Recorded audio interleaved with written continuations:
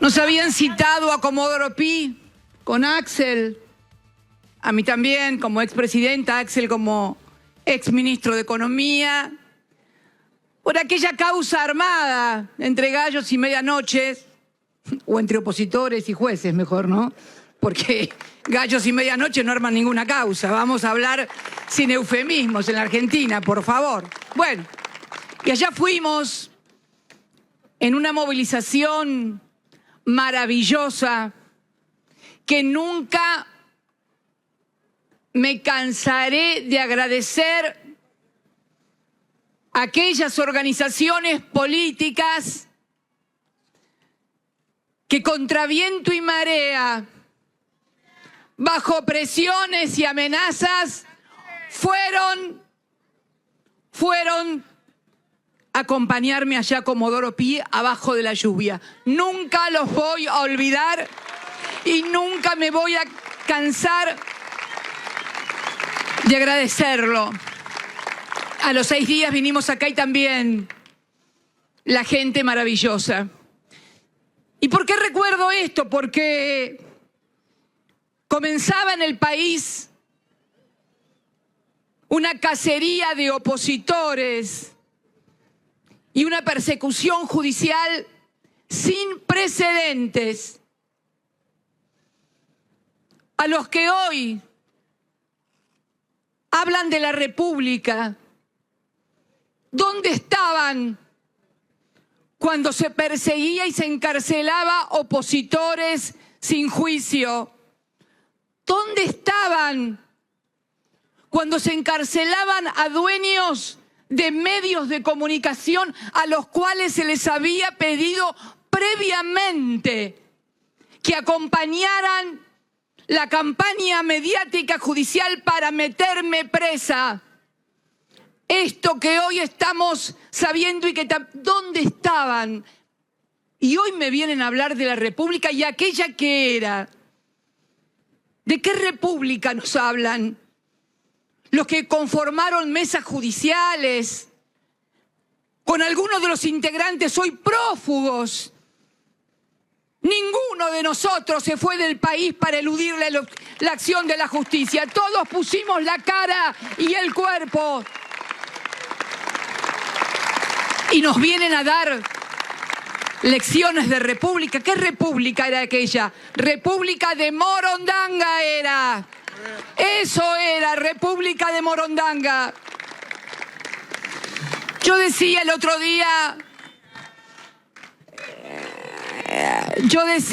día en Escobar, cuando presentamos las listas aquel día, la necesidad de hablar con seriedad, con objetividad, para poder debatir y discutir en una Argentina que realmente lo necesita. Y la verdad que siento que muchos candidatos y candidatas que hablan parece que concibieran a la política como una película de cine continuado. ¿Vieron esos cines continuados donde la película empieza cada vez que uno llega? No. La política no es un cine continuado donde la película empieza cada vez que uno llega o cada vez que uno es candidato. Ayer nomás escuchaba a uno decir, no, porque los últimos 20 años que viví, 20, ¿quieren hablar de los últimos 20 años? Hablemos de los últimos 20 años. Hablemos del año 2001, cuando esa primera alianza de un partido, sí me acuerdo de Néstor, ahora viene lo de Néstor, tranquilos, que ya llega Néstor, siempre llega. Y de aquella primera alianza en la cual muchos de los candidatos que hoy hablan de República y de lo mal que está todo, eran ministros de aquel gobierno de la primera alianza, donde el viejo partido Centenario Radical en aquel momento había hecho una alianza con el progresismo naciente en la Argentina. Acá hay un compañero que fue intendente por esa alianza aquí en Avellaneda también y formaba parte de esa alianza radical progresista.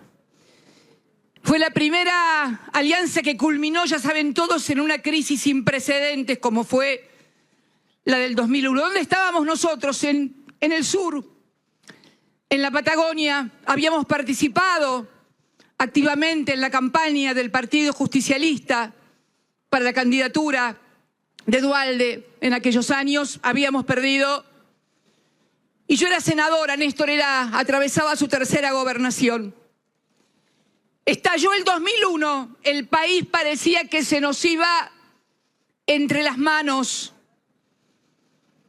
Megacanje, blindaje, propuestas de no arancelar o de arancelar la universidad que provocaron que un ministro fuera, hoy candidato, echado a patadas por la franja morada de aquel entonces que le exigió la renuncia. Esa era la Argentina. Y llegó Néstor en el 2003, el presidente.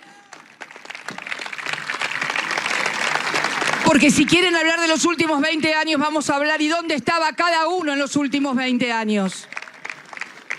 Y llegó Néstor, el presidente menos votado. Creo que, ahí lo veo a Leopoldo, creo que lo votaron menos que a Ilia, ¿no? Ilia sacó, bueno, acá me señala Leopoldo Moró que Néstor tuvo 2 puntos menos que don Arturo Ilia, que había sido elegido por el 24, y pico % de los votos, frente a un peronismo que estaba proscripto y no podía participar en las elecciones. Y aquel presidente, que fue el menos votado de la historia, hizo historia. Porque de esto se trata, como decía Máximo el otro día en un acto en Cañuelas. No hay lugares chicos, los lugares siempre los hacen los dirigentes, lo hacen los hombres y las mujeres que lo ocupan. Y ese hombre desendeudó a la Argentina del Fondo Monetario Internacional en el año 2005. Estábamos endeudados con el fondo desde el año 57 en adelante. Muchos de ustedes no habían nacido. Y el fondo ya estaba en la Argentina. Año tras año venían las misiones y había que volver a renegociar y reendeudar y renegociar y reendeudar y reendeudar. Y además, las condicionantes a las políticas. Esto no se puede hacer, las jubilaciones no se pueden aumentar. Por eso, cuando Kirchner llega al gobierno,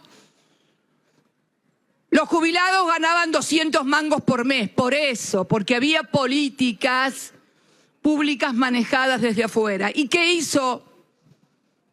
¿Qué hicimos? Porque obviamente él conducía y el resto, como en todo proceso político, va, acompaña, gestiona, va adelante en un proceso virtuoso.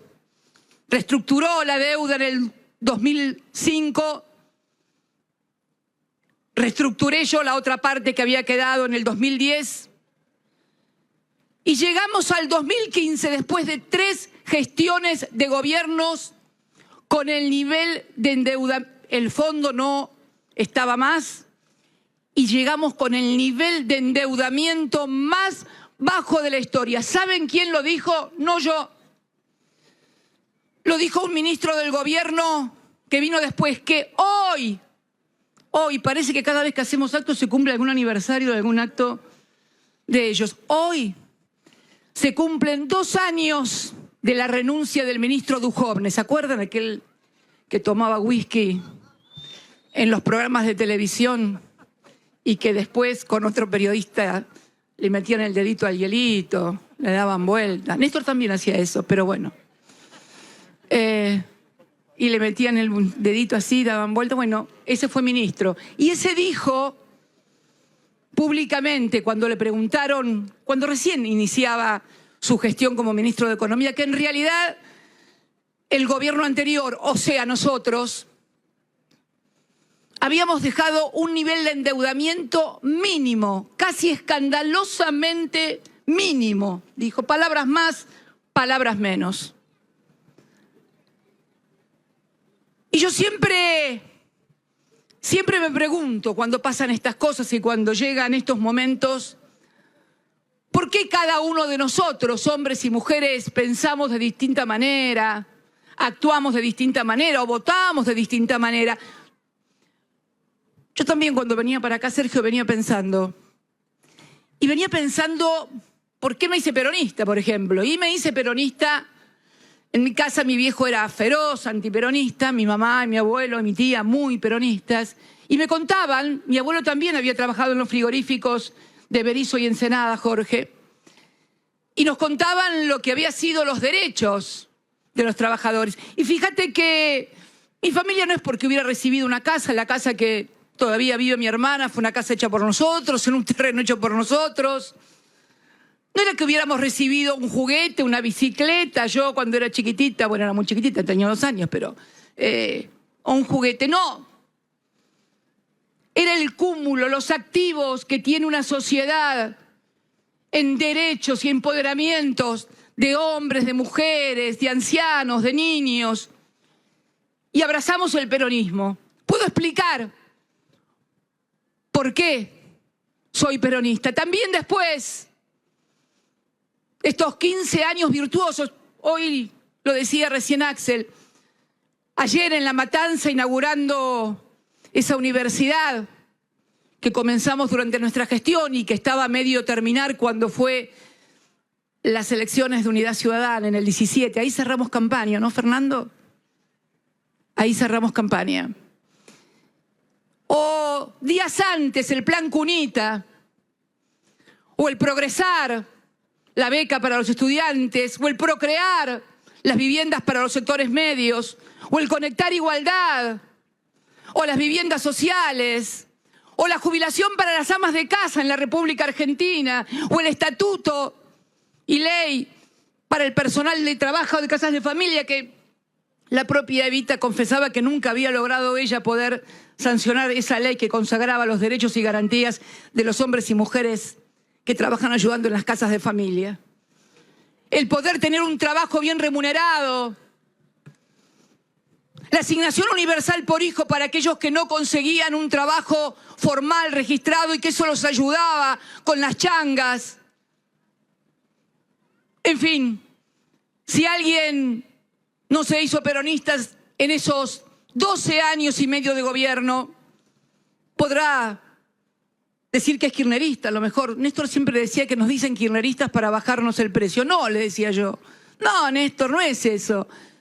Hay mucha gente que no vivió el peronismo, que nadie le contó nada del peronismo y que vivieron esto, y entonces no es que le bajan el precio, se sienten kirchneristas porque no tuvieron la experiencia del peronismo. Pero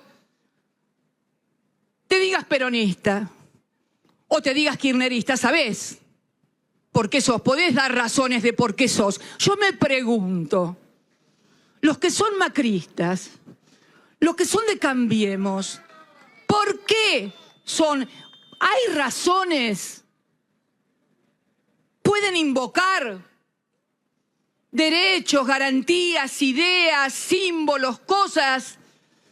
No, ¿saben qué es? Muchas veces, en su gran mayoría, es el odio hacia el otro, hacia el que no aceptan, hacia el que sienten diferente, al que no quieren. Y yo creo que esto debe cambiar en la República Argentina. Debemos poder decir por qué queremos esto. La verdad que en todo este tiempo que le ha tocado gobernar a Alberto, difícil, duro, se la pasan atajando penales, porque la verdad que este es un partido que no se pudo jugar. Y eso que no sé de fútbol. Pero este es un partido que no se pudo jugar. De entrada no hubo ni primer tiempo ni segundo. Hubo que salir a atajar penales con la pandemia, nada más. Con el IFE, con el ATP, con la ley para que no despidan gente, con la ley para que no desalojen, con el tema de los servicios públicos, dejar de lado los marcos regulatorios que habían impuesto con los tarifazos el macrismo. Por eso digo que es bueno que reflexionemos todos juntos acerca de estas cosas y que podamos de algún modo y en algún tiempo poder superar esta forma que pretenden imponernos, de vincularnos a partir del odio, de la negación del otro. No, yo quiero una sociedad en que cada uno sea lo que es, pero no para negar al otro, sino porque tal vez es mejor lo que mi espacio hace que el otro. Por eso quería estar hoy acá con estas casas que también empezaron y que hoy se retoman. Y decirle a todos los argentinos y a todas las argentinas que necesitamos imperiosamente otra forma de vincularnos. Por eso, Alberto, yo te pido, no te enojes ni te pongas nervioso, porque ¿sabés qué pasa? Cuando uno es presidente o presidenta en nombre de una fuerza nacional y popular, los errores, las fallas, las equivocaciones, las transgresiones inclusive a normas que uno puede tener, se magnifican en el caso de los gobiernos populares y se exacerban para irritar, para indignar. Mientras tanto se han ocultado descarada y ostensiblemente la entrega de un país, el endeudamiento sin límites. Por eso creo que aquel 10 de diciembre en la plaza también te lo advertí lo que iba a pasar. Nada nuevo bajo el sol. Acá me están haciendo señales con la... Ah, sí, nada. Perdón la digresión, me señalan mi escarapela que tengo dos. No, vine con una. Esta escarapelita más chiquitita que tengo arriba me la regaló una señora, Elizabeth, que estaba esperando, una señora muy linda, no sé si andará por acá. Era de su esposo, Rubén. Ahí está. Hola, Elizabeth, acá la tengo. Me dijo, no la conozco, no sé su apellido, sé que se llama Elizabeth nada más. Y me dijo que su esposo Rubén, que murió hace 5 meses de COVID, me la quería dar. Qué lindo que te den una escarapela. Me gustan más las escarapelas. Gracias. Y un abrazo enorme para vos, Elizabeth, y para tu familia. Y una flor mía, ponele a Rubén cuando vayas, por favor. Digo que esto es así. Que los errores, las fallas que cualquiera puede cometer, y esto no significa ni disculpar, ni minimizar, ni querer banalizar. No, al contrario, todos saben de qué estoy hablando. Todos saben de qué estoy hablando. Todos saben que si una hermana mía hubiera blanqueado 35 millones de dólares, yo no estaría acá. Y sin embargo no ha pasado nada y no he escuchado ningún escándalo. Todos saben que si mi hermana hubiera dicho, Cristina es una falsa, una hipócrita, tiene dinero en el exterior, sería un inmenso escándalo repetido hasta el cansancio en cuanto a radio, televisión, medio hay. Nada de eso ocurre. El poder no se cuestiona a sí mismo. El poder siempre cuestiona al pueblo en sus errores.